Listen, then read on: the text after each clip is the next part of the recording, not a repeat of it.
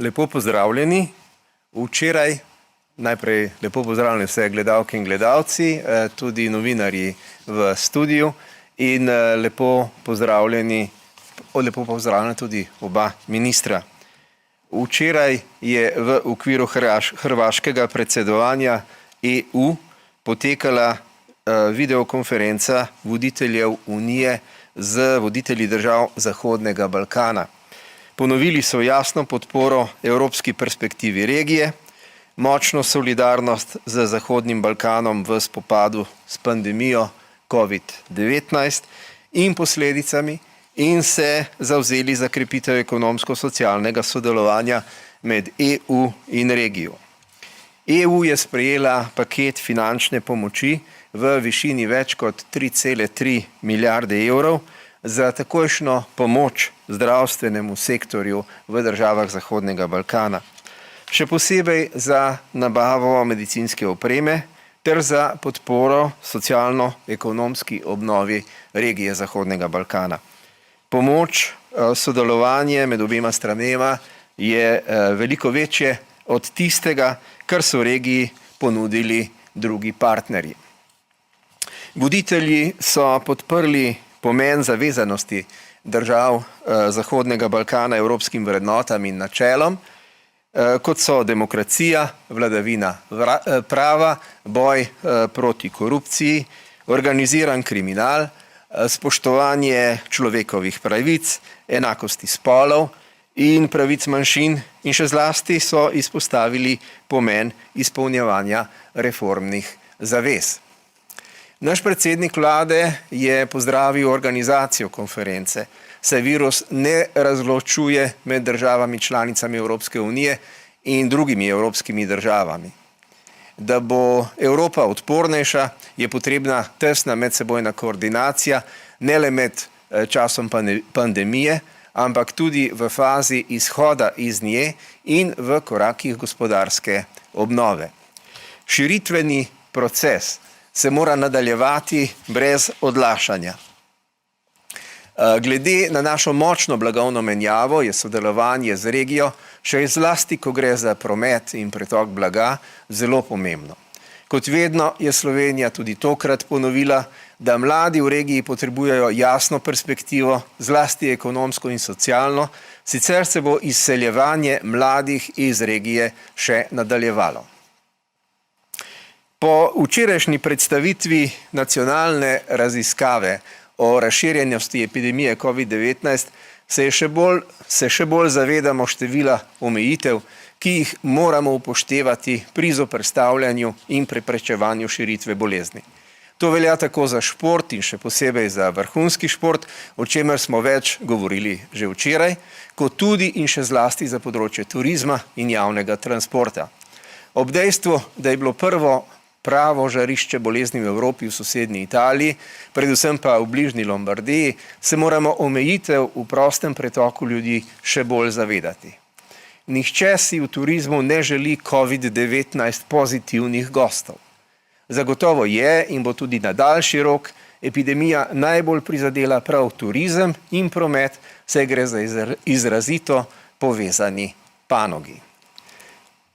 Ko se zavedamo, da bo v Evropi želja po potovanjih v vzhodno Azijo, še zlasti pa na Kitajsko, kar nekaj časa dosti manj, kar najbrž velja tudi v obratno smer, pa so pričakovanja velike večine državljanov Slovenije veliko bolj skromna in bolj kratkoročno naravnana. Želje so večinoma usmerjene na Slovenijo in na naše sosede, zlasti na sosednjo Hrvaško. Tudi tu so omejitve velike, ker je zahtevana in na njej vztrajamo, 7-dnevna karantena po prehodu meje, kar še dodatno omejuje ljudi, da bi lahko potovali čez mejo, pa tudi, če gre vsaj za skok čez konec tedna. Vlada pripravlja tretji sveženj ukrepov, s katerimi želi pomagati zlasti turizmu, saj smo v pomanjkanju gostov res v težki situaciji, saj tej panogi grozi kadrovski usip in daljša strukturna kriza. O izzivih, razmišljanjih in ukrepih ki se še pripravljajo, nas bo seznanil podpredsednik vlade in minister za gospodarski razvoj in tehnologijo Zdravko Počivalšek, ki se je v zadnjem tednu srečal s hrvaškim kolegom, govoril z avstrijsko kolegico, sodeloval na virtualni konferenci ministrov za turizem Evropske unije in na Brdu skupaj z ministrico za kmetijstvo in sodelavci izpeljal tudi posvet o pričakovanih ukrepih. Ministra prosim, da predstavi razmišljanja ministrstva in vlade in odgovori tudi na morebitna vprašanja z tega področja. Gospod minister. Spoštovane gledalke, spoštovani gledalci, lepo pozdravljeni.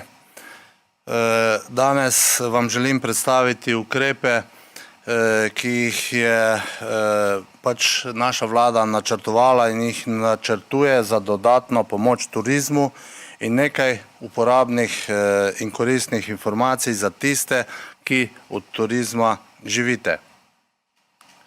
Najprej, država bo turizmu dodatno pomagala zato, ker je to panoga, ki jo je pandemija koronavirusa prizadela na najbolj drastičen način in turizem je danes ne samo na kolenih, ampak je na tleh.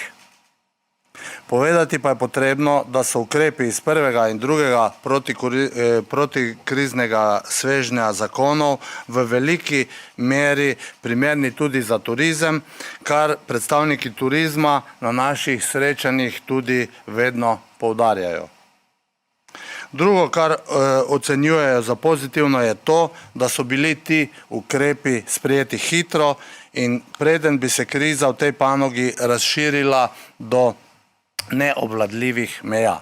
A vendar, potrebni so ukrepi, ki bodo turizmu omogočili ne le preživetje, ampak tudi prestrukturiranje in razvoj novih rešitev in nove ponudbe. Država s predlogom novih ukrepov v turizmu sporoča: turizem ostaja naša prioriteta tudi po krizi. Zato, da bo preživel, pa bo potrebno še več sodelovanja. V tretjem protikriznem paketu pomoči bodo turizmu namenili oziroma bomo namenili več ukrepov. Dovolite mi, da vam predstavim najpomembnejše, tiste, ki so dobili podporo tudi na novo ustanovljenem strateškem svetu za turizem. Prvič, uvedba skrajšanega delovnega časa se navezuje na to, da država pokrije določen odstotek plače delavca in zagotovi večjo fleksibilnost pri vračanju delavcev na delo s čakanja na delo. Drugič, podaljšanje veljavnosti ukrepov iz prvega in drugega protikoronskega paketa. Gre za podaljšanje veljavnosti ukrepov še za 4 mesece po ukinitvi epidemije oziroma do konca leta. Razlog je ponoven postopen zagon turističnih podjetij. In tretjič, zagotovitev likvidnostnih sredstev za preživetje podjetij. To pomeni, da se preko Slovenskega podjetniškega sklada zagotovijo dodatni viri in likvidnostna sredstva in sicer za mala, mikro in del srednjih podjetij. Predvidena višina kredita je 5 do 40 tisoč evrov in pa četrti ukrep Ministrstva za gospodarski razvoj in tehnologijo, to so nepovratna sredstva za lažji ponovni zagon. Nepovratna evropska sredstva v obsegu 16 milijonov evrov. Predmet sofinanciranja so stroški obratovanja za podjetja v gostinski in nastanitveni dejavnosti. S temi ukrepi želimo predvsem ohraniti delovna mesta v turizmu, zadržati kakovostne kadre in prav tako je cilj teh ukrepov, da zlasti manjšim ponudnikom pomagamo preživeti turistično mrtve dele leta. Ocenjujemo, da bi s predlaganimi ukrepi lahko premostili letošnje leto, ki bo zagotovo najtežje. Potem pa bi začeli s postopnim okrevanjem slovenskega turizma. Ocena turistične stroke je sicer, da bo okrevanje v turizmu kljub napovedi gospodarske rasti že v prihodnjem letu lahko trajala tudi do 5 let.